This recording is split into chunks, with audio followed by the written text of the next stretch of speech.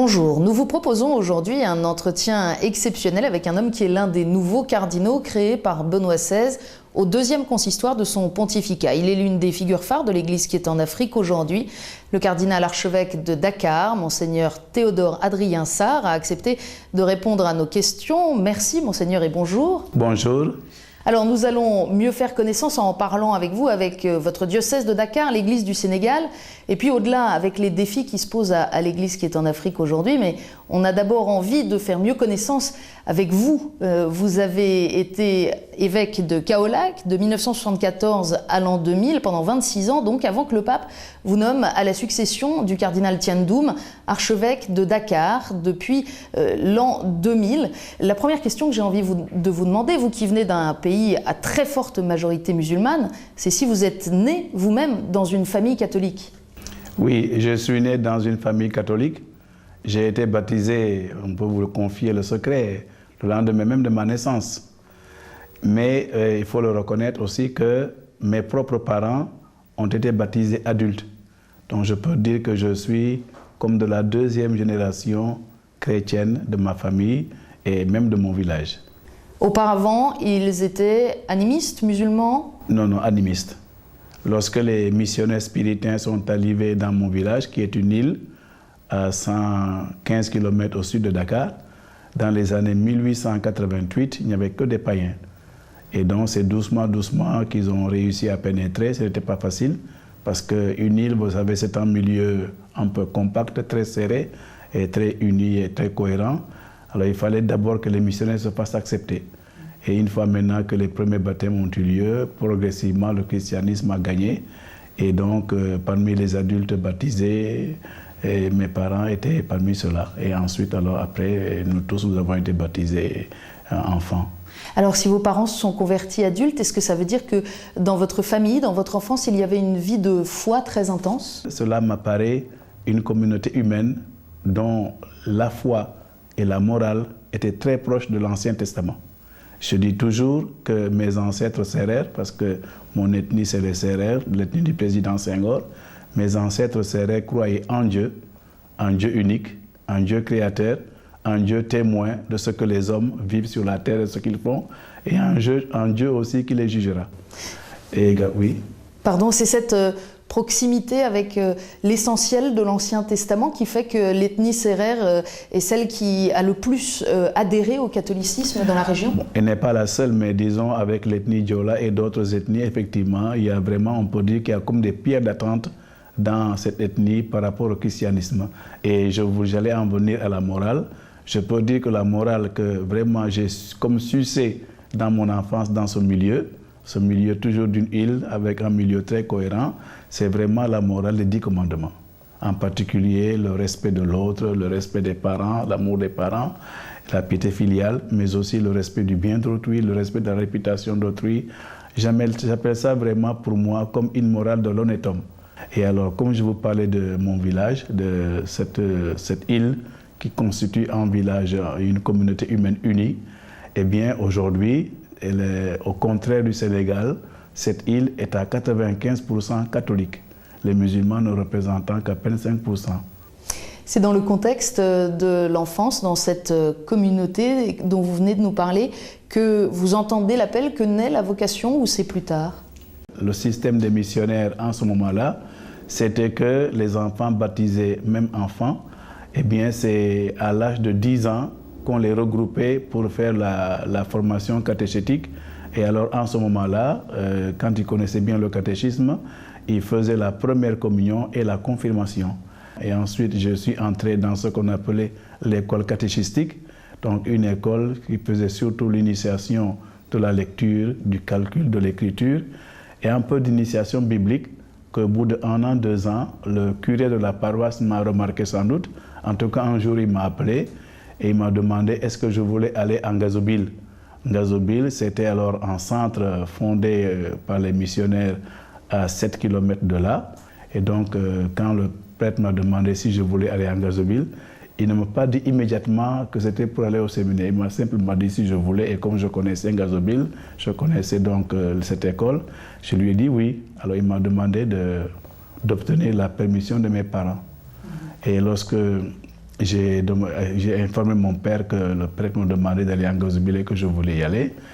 Mon père m'a dit non, tu ne peux pas y aller parce que je n'ai que 3 garçons. Nous sommes 9 dans la famille, nous sommes 3 garçons et je suis le dernier. Donc il m'a dit, mais commence à prendre de l'âge, tes 2 grands frères sont déjà partis, alors il faut que tu restes avec moi. Et il y avait un moment de tension dans la famille parce qu'il ne voulait pas que je parte en Ngazobil. Finalement, j'ai écrit à mon grand frère qui, après l'armée française, était déjà entré dans la gendarmerie. Et celui-ci lui a demandé de me laisser partir. Il a accepté finalement. Et donc, c'est arrivé à Ngazobil, au bout de quelques mois, que le responsable de la maison nous a dit, bon, vous êtes venu ici, mais il faut savoir que ce n'est pas seulement pour étudier, mais c'est pour être prêtre, c'est pour être séminariste. Et bon, c'est la première fois que donc, cette possibilité de devenir prêtre se présentait à moi, et je me suis dit, et pourquoi pas?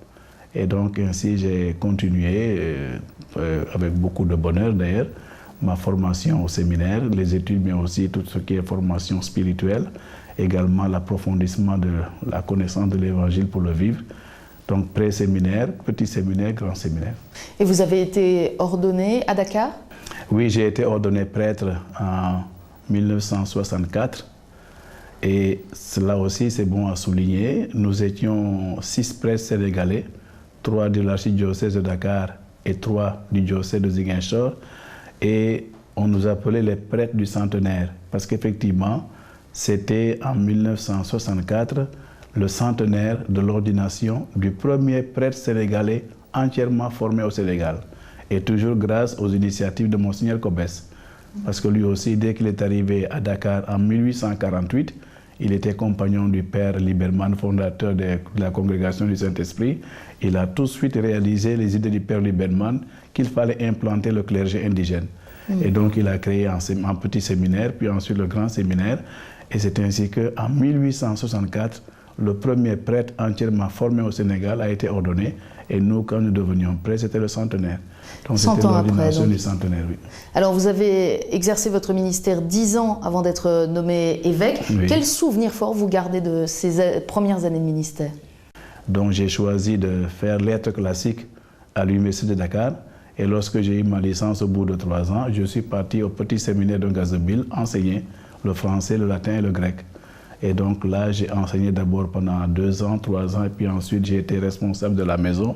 Et c'est de là qu'on m'a pris pour aller à Kaolack. Voilà donc pourquoi j'ai fait 3 ans d'études universitaires et 7 ans d'enseignement au petit séminaire. Vous êtes resté 26 ans à Kaolack. C'est évidemment, c'est presque plus du quart d'une vie. Est-ce que ça n'a pas été trop difficile de changer en l'an 2000? C'est sûr que Kaolack est un diocèse que j'ai beaucoup aimé. Parce que lorsque je suis arrivé, bon, c'était une nouveauté pour moi. Pratiquement, c'est à partir de 1954 que Monseigneur Lefebvre a fait venir une nouvelle congrégation, les pères missionnaires du Sacré-Cœur du Soudan, qui ont pris toute cette partie centrale du Sénégal, de Kaolack jusqu'à la frontière du Mali et de la Guinée, et ont davantage donc évangélisé. Donc Kaolack, l'évangélisation systématique a commencé, je peux dire, en 1954 avec les pères missionnaires du Sacré-Cœur du Soudan. Et donc, je peux vous le dire que quand je suis arrivé à Kaolack, j'ai constaté que la population était musulmane à 99%. Et donc, c'était une jeune petite chrétienté qu'il fallait essayer de continuer à développer.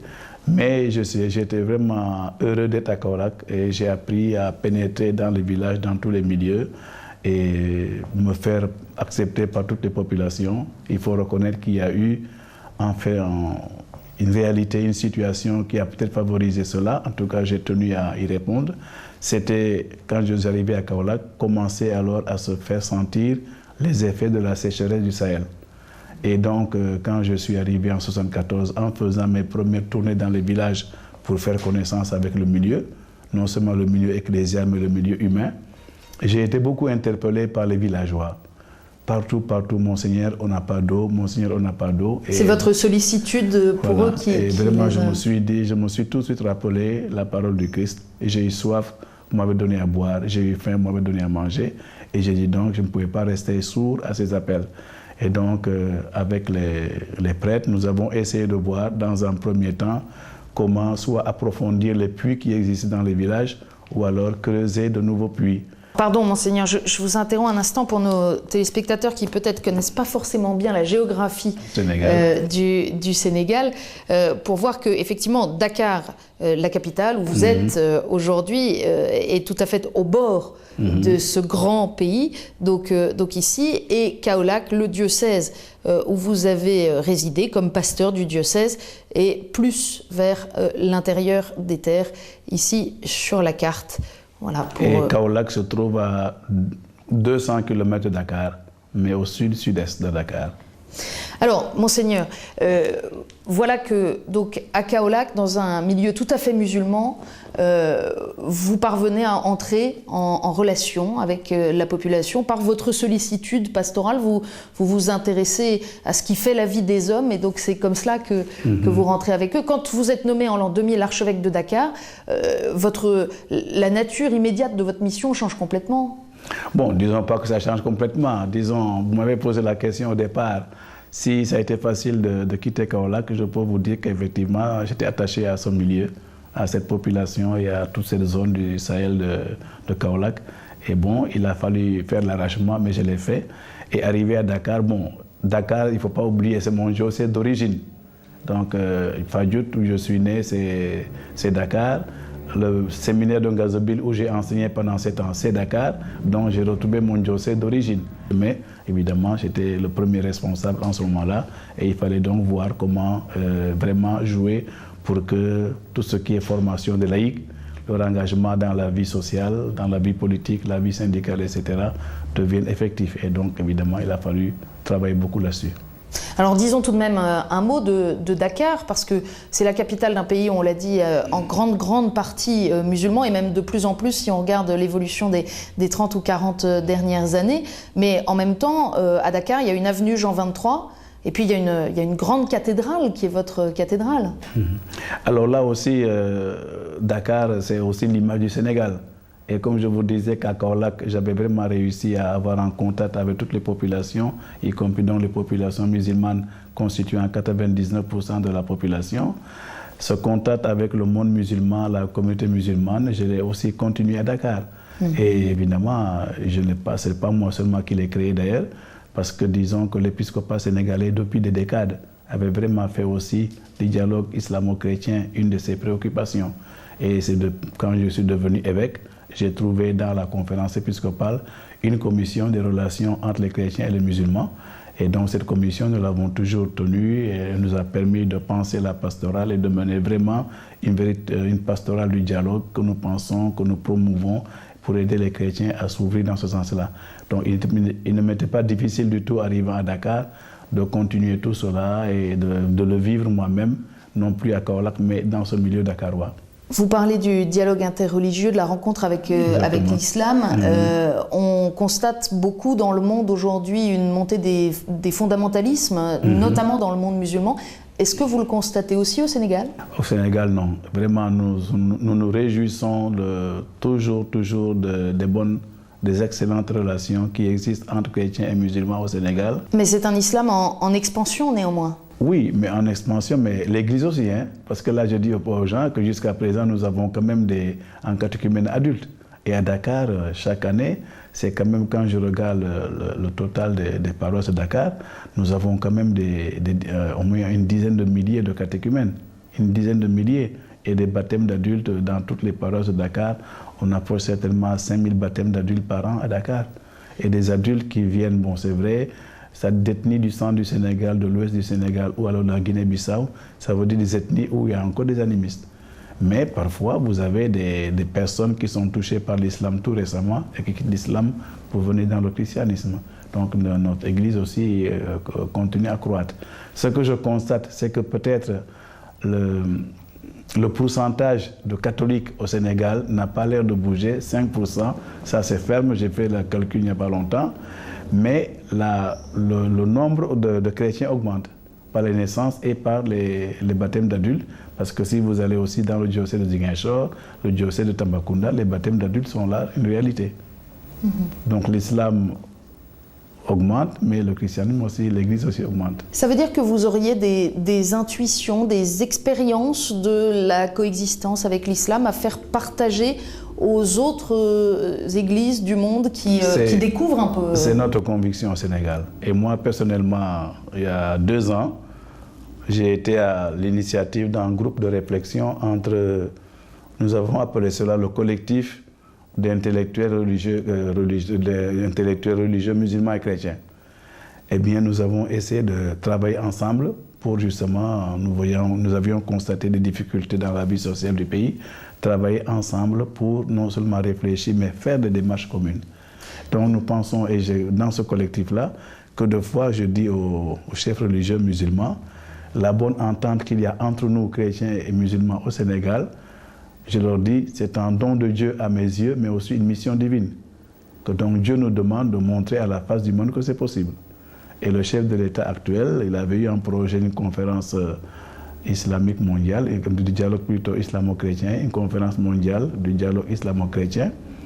Et quand il nous présentait cette idée, vraiment, il avait une réflexion qui nous avait intéressés. Il disait, quand j'ai entendu en 1981 le président Bush partir en guerre après les attentats que nous connaissons, eh bien, il nous a dit, je me suis dit que vu ce que nous vivons au Sénégal, je pense qu'il y a une autre voie possible à emprunter entre les deux communautés que celle de la confrontation. On sait hélas que cette coexistence entre l'islam et les chrétiens ne se passe pas aussi bien dans tous les pays d'Afrique. En tant que président de la conférence épiscopale régionale d'Afrique de l'Ouest, est-ce que vous en parlez aussi avec les représentants des autres églises? Exactement, parce que jusqu'à présent, il y a deux conférences régionales, une anglophone, une francophone. Et nous disons qu'il faut dépasser ces frontières héritées de la colonisation pour justement nous retrouver vraiment avec les réalités africaines. Parce que vous avez des questions communes, voilà. Vous rencontrez des réalités semblables et vous avez donc des expériences à partager. Nous justement commencer l'union en nous disant, nous avons retenu 4 domaines de coopération pastorale, de collaboration pastorale. Il y a la formation des prêtres, puis la formation des prêtres. Il y a l'apostolat des laïcs. Il y a le dialogue islamo-chrétien et évidemment tout le domaine justice et paix. Ce sont ces thèmes qu'en élargissant encore le spectre qu'on est en train de regarder, qui seront aussi sur la table au moment du synode des évêques pour l'Afrique qui est prévu en 2009. Ce synode-là va beaucoup insister sur justement justice, paix, développement, pour qu'effectivement ce que nous avions constaté en 1994 au premier synode africain, tous ces maux dont souffre l'Afrique, et toutes ces perturbations de la paix, nous avions pensé que peut-être avec le travail fait et puis tous les efforts fournis partout, non seulement dans l'Église mais à travers toute l'Afrique par les gouvernants, que la paix en Afrique serait une réalité beaucoup plus effective. Nous voyons qu'il n'en est pas ainsi et nous allons tâcher de voir qu'est-ce que l'Église pourrait encore faire ou contribuer à faire pour que d'une part la paix s'établisse définitivement en Afrique et partout et que d'autre part aussi, vraiment toutes les questions de développement en Afrique soient mieux gérées et enfin que les calamités comme le sida et tout ça là, également la lutte contre ces fléaux soit également mieux menée. Pour vous, c'est un rendez-vous véritablement important pour la vie de votre Église, ce synode 2009? Exactement. Nous pensons vraiment qu'il faudra qu'en faisant le bilan de ce que nous avons essayé de faire depuis 1994, qui était le dernier rendez-vous. C'est ça, oui. Nous voyons un peu les faiblesses qu'il y a eu, les manquements qu'il y a eu et comment renforcer nos efforts pour que réellement l'Église contribue davantage à sauver l'Afrique, comme j'aime dire. Alors, Monseigneur, c'est vrai que quand on parle de l'Afrique, on parle souvent des grandes difficultés qu'elle rencontre. Vous avez parlé de la question de la paix. On sait qu'il y a encore beaucoup, hélas, de zones de guerre, de conflits sur le continent africain. Il y a la question du développement, il y a la pandémie du sida. Et alors, quand on parle de l'Afrique, c'est justement souvent sur des sujets très douloureux comme ceci. Moi, j'ai envie de vous demander aussi de nous partager vos satisfactions, vos raisons, comme pasteur aujourd'hui d'un diocèse africain, d'être heureux. Merci de me poser la question parce qu'effectivement, nous tous nous déplorons ce fait que les médias occidentaux ne parlent souvent de l'Afrique que lorsqu'il y a des catastrophes et oubliant qu'il y a pourtant des réalités bien joyeuses et bien heureuses. Merci de me poser la question. Effectivement, nous ne manquons pas de joie. Et dans nos églises d'Afrique, vous savez qu'une des grandes joies, c'est de voir quand même la croissance du christianisme. puisque les statistiques romaines le disent chaque année, c'est quand même en Afrique que l'Église catholique connaît le taux de croissance le plus grand. Bon, également, un autre sujet de satisfaction, c'est de savoir que les vocations sacerdotales et religieuses également se développent. Vraiment, partout dans toutes nos églises d'Afrique, nous voyons les prêtres religieux, religieuses donc devenir de plus en plus nombreux, non seulement au niveau des diocèses, par exemple le clergé diocésain, mais également l'entrée de vocations africaines dans toutes les congrégations. Et troisièmement, bon, c'est une préoccupation, peut-être que nous n'avons pas aussi bien réussi dans ce domaine, mais nous pensons qu'il nous faut absolument travailler beaucoup plus la formation des laïcs pour avoir des chrétiens qui vraiment s'engagent en politique, mais pouvant mener une action politique significative et qui soit vraiment conforme à l'idéal évangélique. Là, nous comptons beaucoup là-dessus. Alors, c'est pour cela qu'effectivement, ça aussi c'est une joie pour nous. Les universités catholiques en Afrique commencent vraiment à se multiplier. Il y avait quelques instituts catholiques par-ci par-là, celui d'Abidjan, celui de Nairobi, mais maintenant, c'est des véritables universités catholiques qui se fondent un peu partout. Et par là, l'Église veut contribuer à la formation d'une élite, une intelligentsia africaine qui, espérons-le, pourra vraiment nous aider à ce que le développement de l'Afrique soit pensé par les Africains, mené par les Africains, mais de façon désintéressée et que tout ce qui est corruption, etc., soit quand même réellement combattu. En tout cas, nous plaçons beaucoup d'espoir en cela. Quand j'étais à Kaolack, j'ai beaucoup aimé l'encyclique de Paul VI Populorum Progressio et je disais à la Caritas Kaolack, il nous faut promouvoir un développement responsable, solidaire et intégral. Et donc nous voulons que cette université puisse pouvoir arriver à cela, à la formation des cadres. Vous venez de citer Paul VI, Éminence. Le pape Benoît XVI vous a choisi personnellement pour être l'un de ses proches collaborateurs. Est-ce que vous savez déjà, par exemple, sur quel type de dossier et donc dans quelle congrégation il vous demandera particulièrement vos lumières? Pour l'instant, il n'a pas encore manifesté ses intentions. Comme c'est les premiers temps, les premiers contacts, bon, mais je pense que ça viendra plus tard. Mais en tout cas, pour l'instant, non. Merci beaucoup, en tout cas, d'avoir accepté de nous rencontrer, Éminence, et de partager avec nous les espoirs et les enjeux de votre Église du Sénégal et de l'Église d'Afrique, au-delà des frontières du Sénégal. Avant de nous quitter, peut-être si vous aviez un mot à dire aux catholiques qui sont en France et qui nous regardent, parmi lesquels vraisemblablement aussi des diocésains à vous. Alors, d'abord, vous remercier de me donner cette occasion, moi aussi, de parler de l'Afrique, de parler de l'Église d'Afrique, autrement que par des images négatives. Donc, merci de me donner l'occasion de faire connaître un peu cette Afrique, cette Église d'Afrique et tout ce qui nous habite comme préoccupation, comme espérance. Mais également dire à tous vos téléspectateurs que, bon, nos églises, notre terre, nos pays leur sont ouverts. Et tout à l'heure, avant que nous commencions l'émission, vous m'avez posé des questions sur la cathédrale de Dakar. Oui, c'est vrai, la cathédrale du souvenir africain, construite par le père Daniel Brottier. Je veux travailler à retrouver ces intuitions premières pour les valoriser, faire de cette cathédrale aussi avec des prospectus qui pourront, parce que comme Dakar est une terre touristique, il y a des gens qui passent à la cathédrale, leur faire comprendre qu'est-ce que c'est son histoire, mais aussi en faire un lieu dans sa crypte où nous pourrons garder justement l'image de ces grandes figures de l'Église au Sénégal. Ça veut dire que vous avez le projet d'une extension, peut-être de travaux, en tout cas autour de cette cathédrale du souvenir africain? Comme je vous disais, peut-être faire quelque chose, des plaquettes qui rappellent ce que signifie cette cathédrale, le projet qu'avait le père Daniel Brottier, mais en même temps, dans la crypte, peut-être commencer un petit travail de musée historique sur l'Église du Sénégal. Mais le grand projet que j'ai conçu en arrivant à Dakar, c'est à partir d'une église paroissiale qui avait un grand terrain que le cardinal avait acquis, le cardinal Thiandoum, c'est vraiment faire à Dakar une église plus grande, parce que toutes nos églises sont un peu à la dimension de la cathédrale, et dès que nous avons des grandes célébrations, ben, on ne peut pas contenir les gens. Donc c'est un projet qui me tient à cœur, parce que je dis quand même, bon, aller dans un stade c'est bien, mais c'est mieux si on est vraiment chez nous, dans un sanctuaire qui peut contenir tout ce monde-là. Quel chemin depuis le projet du cardinal Verdier dans les années 20 de construire la cathédrale du souvenir africain. On n'a pas eu le temps, Éminence, d'évoquer vos prédécesseurs, mais il y a quand même des grandes figures de l'église de Dakar. Il y en a qu'on connaît bien. D'abord, également Monseigneur Marcel Lefebvre, qui a été archevêque de Dakar. Et bon, vous me donnez l'occasion de parler de lui. Je dis toujours, sans vraiment être gêné du tout, qu'au Sénégal, nous lui gardons un nous lui sommes reconnaissants, nous sommes restés reconnaissants, Monseigneur Lefebvre. Il est resté toujours très attaché aussi. Parce qu'il a accompli, il faut le reconnaître, une œuvre missionnaire remarquable. J'ai évoqué le petit séminaire qu'il a relancé et je dis aux gens, si nous sommes prêts aujourd'hui, c'est grâce à lui. Et le cardinal Thiandoum aussi, une autre grande figure. Exactement, c'est ça. Oui. Donc, c'est pour ça que je tiens à ce que on voit comment, au niveau de notre cathédrale, comment effectivement commencer à marquer dans la crypte au moins les grandes figures qui ont marqué l'histoire de l'Église au Sénégal, depuis le Monseigneur Kobès, mais aussi, vous savez, la mère Anne-Marie Jaboué, qui est passée au Sénégal après avoir à peine fondé la congrégation des Sœurs de Saint-Joseph. Vous avez le Père Liberman qui n'est pas venu, mais qui a vraiment eu beaucoup de soucis pour l'Afrique et dont les premiers missionnaires ont atterri au Sénégal.